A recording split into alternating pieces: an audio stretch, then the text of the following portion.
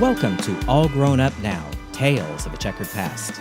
I'm Kenneth D. King, podcasting from my studio near Union Square in New York City. This podcast is an evolution of the tale, All Grown Up Now, A Friendship in 3 Acts. This is Season 2, and it's called Tales of a Checkered Past. It's a collection of short stories from my salad days on up to the present. In each podcast, another self-contained story will be presented. These podcasts will be broadcast bi-weekly, so you get 2 a month. Enjoy.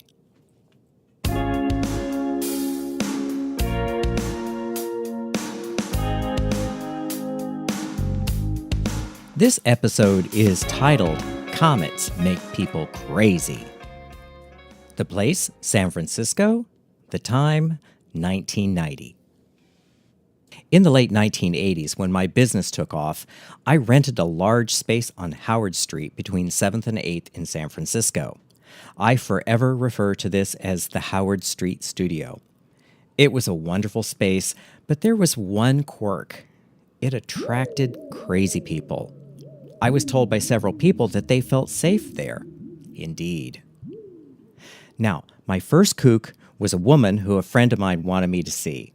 The gal, who I'll call Violet, was, according to my friend, an aspiring designer. My friend said that Violet needed a little advice. Would I see her? Sure, I said. So, Violet called, and we made an appointment.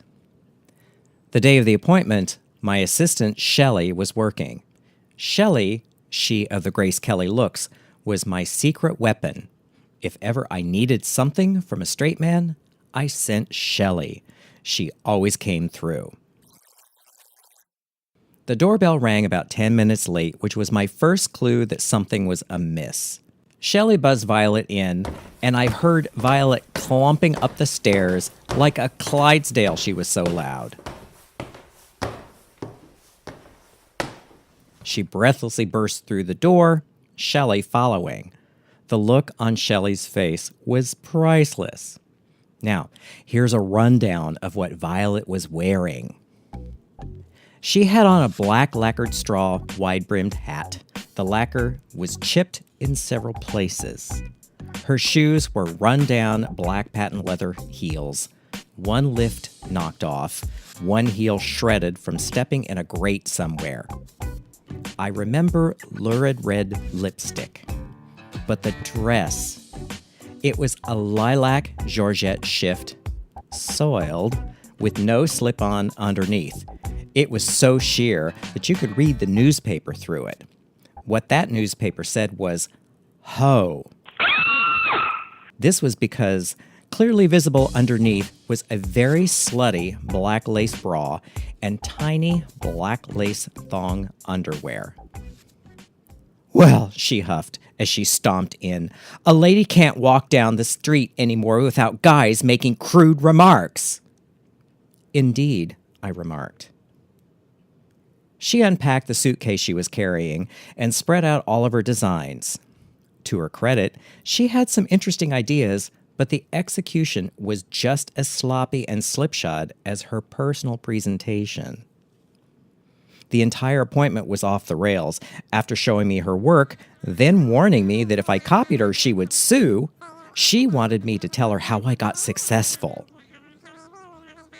All the while, when I was talking, she played the yes, but game. You know, when hearing a suggestion, the response being, yes, but, and then a comment on why that wasn't correct. She was crazy, but I thought it was a one-off, and eventually hurried her out the door.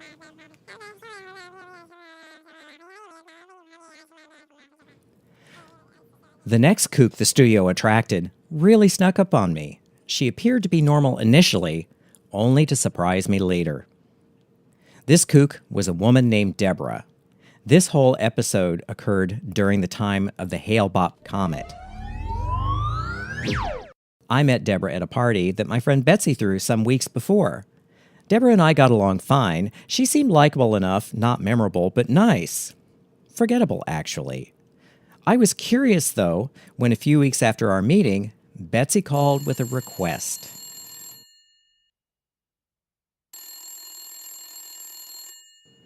Deborah says she needs to talk to both of us in the same room at the same time, Betsy said. She said it couldn't be done over the phone. It needed to be in person. It's really important. Are you available later today?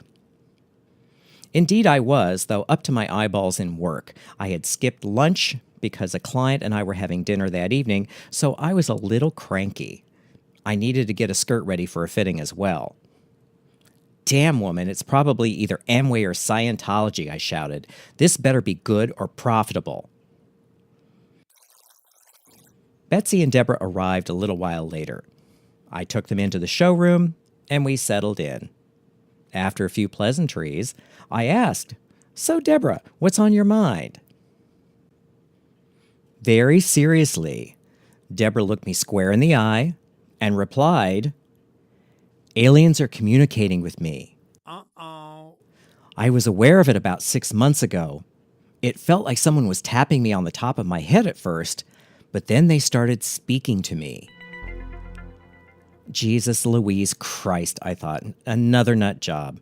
The hair went up on the back of my arms. In my peripheral vision, I could see Betsy scrutinizing me, trying to gauge my reaction. I tried to keep a straight face and remain calm so as not to frighten the poor dear. As Deborah regaled me with the wisdom she'd learned from her new friends, I studied her makeup for signs of insanity. My friend Jackie tells me that every sane woman can hit her lip line with her lipstick. If they color outside the lines, they're crazy. But I didn't see evidence of the crazy in her makeup.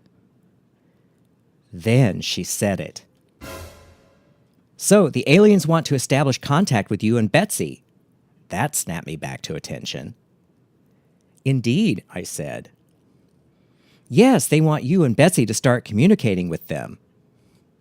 Oh, boy. "Do they know Norma?" I asked. Norma was a dear friend of mine who also happened to be a psychic. I'd have to ask her about all of this later, but right now, though, I needed to name drop a little bit. "They know Norma, but don't want her to know about this."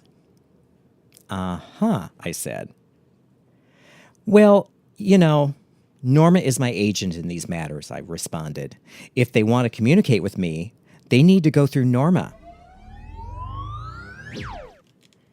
With that, I said that I had an appointment in about 15 minutes, so we needed to wrap it up. While Deborah was in the ladies' room, Betsy looked at me and said, "Norma is my agent in these matters?" "Crazy answer's crazy," I said. "Get her the hell out of here. She gives me the creeps." Then I went into my office and lit some sage.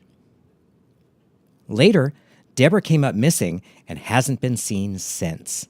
As I said, this whole thing occurred during the time of the Hale-Bopp comet. Maybe she wasn't kidding about the aliens.